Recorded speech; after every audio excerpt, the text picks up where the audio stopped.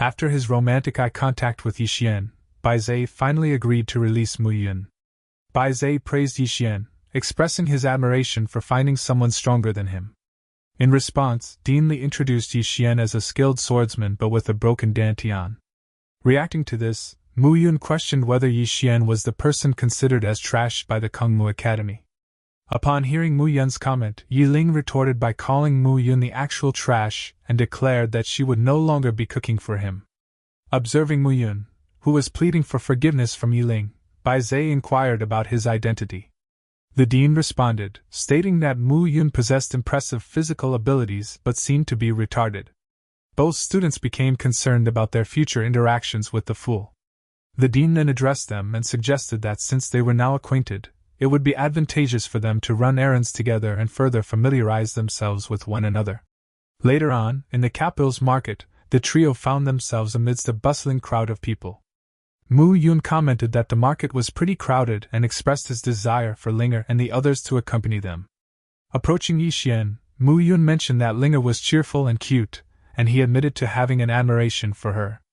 Reacting with anger and a clenched fist, Yixian questioned Mu Yun's audacity to show interest in his sister and asked if he had a death wish.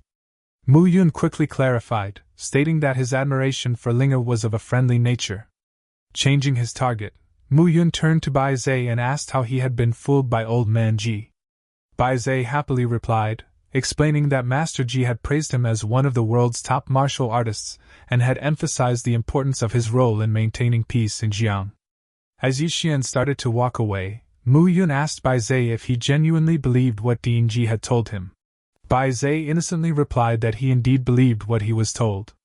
Upon hearing Baizhe's response, Mu Yun privately thought to himself about how he had never encountered such a naive person before. Baizhe innocently questioned Mu Yun, asking if he is not considered a martial arts genius. Mu Yun, wholeheartedly supporting Baizhe, responded with a thumbs up, affirming that he was indeed a genius. While the two were engrossed in their conversation, Yixian, who had already distanced himself, called out to them, urging them to hurry up and join him. Upon entering the establishment, they were warmly greeted by the manager, who extended a welcome to the drunken immortal and inquired about their needs. Mu Yun questioned Yixian, seeking clarification on their purpose at the drunken immortal, wondering if it was an appropriate place to purchase food. Yixian dismissed the notion, labeling it as nonsense and explaining that if they didn't come here, Mu Yun would have to carry all the items back later. Yixian addressed the manager, requesting 300 pounds of rice, 50 chickens and 50 ducks, 10 pigs, 10 cows, and 5 barrels of oil.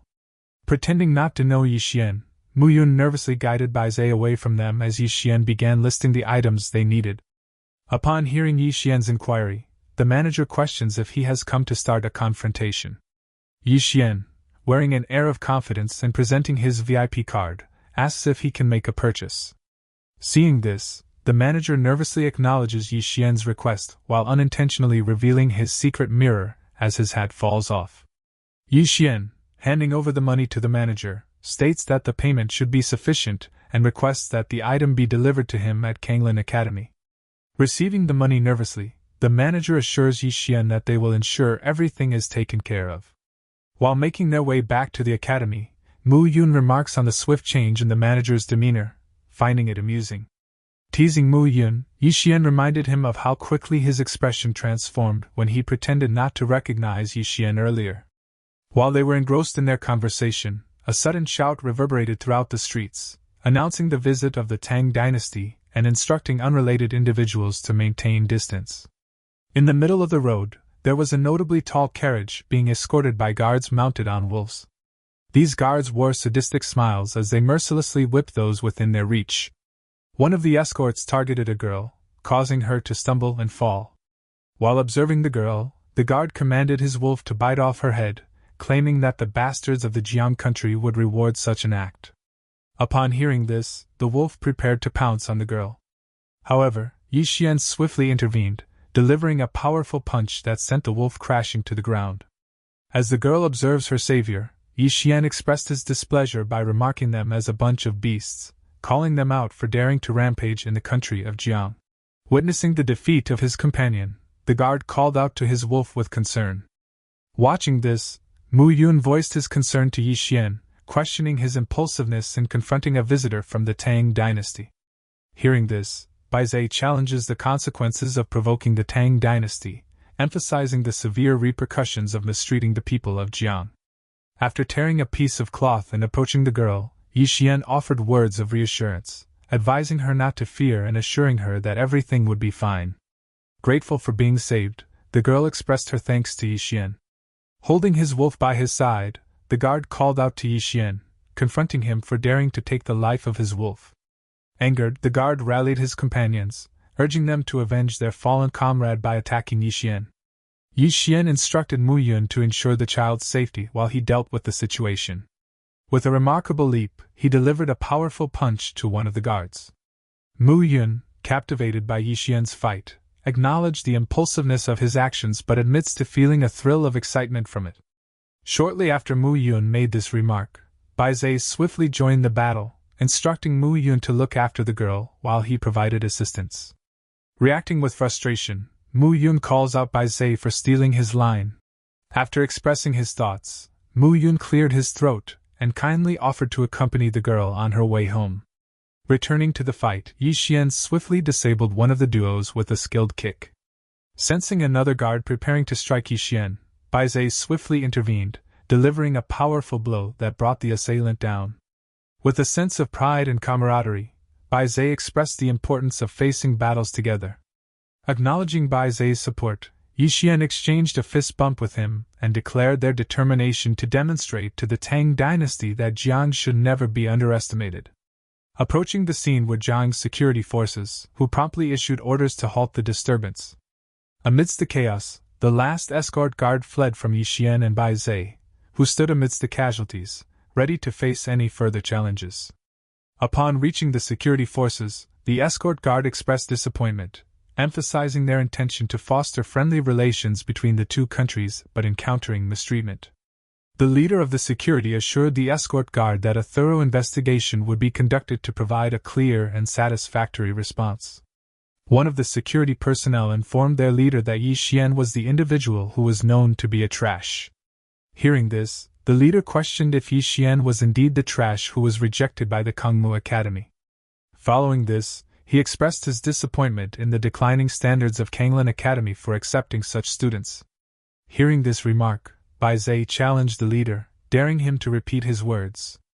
Yi Xian questioned the leader, asking if the street was governed by Kangmu Academy, and what relevance it had to his actions of dealing with troublesome individuals. Responding to his question, the leader explained that Kangmu Academy had been assigned by the emperor to maintain the security of the capital. Yi Xian pointed out that the troublesome individuals had been harassing innocent people without the security's intervention, but now that they are here, he questioned whether the security's presence meant they were defending the kingdom of Jiang or the kingdom of Tang. Responding with a smug expression, the leader dismissed Yi Xian's words as empty. The leader swung his spear at Yi Xian, stating his intention to teach him a lesson and labeling him as trash. Yi Xian countered with a powerful kick, creating a big impact on the ground. Despite evading the direct attack, the leader failed to escape unharmed. Being outclassed, the leader wondered why the trash described by the vice dean differed from what he had witnessed. As he emerged from the dissipating smoke, Yi Xian prepared to strike with a punch, surprising his opponent. The leader happily received the onslaught of attacks, ultimately ending the fight. Following this, Yi Xian addressed the students from the Kangmu Academy, inquiring if there were any others willing to challenge him. The group responded with silence and fear evident on their faces. As the group of security personnel fled from the scene, they shouted back at Yi Xian, declaring that Kangmu Academy would not let him escape. Seeing this, the escort guard called out to the fleeing group, urging them to stop and not act like cowards. While beckoning for the group to return, the escort guard suddenly noticed a muscular and intimidating figure standing menacingly behind him. Bai Zai, with bulging veins on his forehead and a sinister smile, warned the guard that he would teach him the true meaning of justice, even if it meant challenging the heavens. Inside the royal palace of Jiang, the king engaged in conversation with someone, asking if they had heard about the recent events in the imperial capital. In response, a girl in a wheelchair queried whether the king was referring to Yi Xian. Amused, the king laughs and confirms that it is indeed Yi Xian. He acknowledges that although Yi Xian may have acted impulsively, he believes that Yi Xian possesses a heart of gold. In response, the girl shares her perspective, suggesting that Yi Xian is fearless, rather than impulsive. Curious, the king inquires about Yi Xian's background, mentioning that the secret guards have investigated him, but haven't found anything particularly noteworthy, aside from his friendship with the national warrior. The girl reminds the king of a recent occurrence where many masters of the drunken immortal group disappeared, hinting at a connection to Yi Xian. Intrigued by this revelation, the king ponders aloud, acknowledging that the national warrior views Yi Xian differently and expressing surprise at the unexpected link between the matter and Yi Xian. Having made up his mind, the king calls for someone and orders that Yi Xian be made a member of the Jiang Scholar. However, the girl interrupts, requesting that the king leave this task to her personally. The king, smiling, appreciates her newfound interest and agrees to let her handle it personally, granting her the responsibility. Meanwhile, reaching the Kangmu Academy, the group of security personnel urgently pleaded for someone to come and save their fellow member. Later on, while watching the checkup, the concerned group anxiously gathered around their member as the doctor examined him. Li Xiu, who was also present and observing the situation, turned to the doctor and inquired about Zhuo Li's condition. The elder responded, stating that Zhuo Li's life had been saved. However, his spirit is no longer alive. Therefore, he would only exist as a lifeless shell from now on. Upon hearing this news, the group sank into sorrow and dropped to their knees. While shedding tears, the group expressed their frustration and anger towards Yi Xian, who dared to show his arrogance despite being rejected by the Kangmu Academy. The group turned their attention to the deputy dean, imploring him to exact revenge on behalf of Zhou Li. Their emotional outburst was abruptly interrupted by Dean Li Xiu, who sternly commanded them to stop. In response to the dean's authoritative voice, the group nervously halted their emotional display.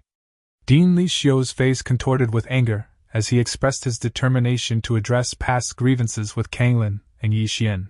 Upon their return to Kanglin Academy, the two students knelt apologetically as the dean scolded them for the trouble they had caused. Frustrated, he hurled his slipper at Yi Xian, questioning whether enduring the label of being a loser would lead to his demise.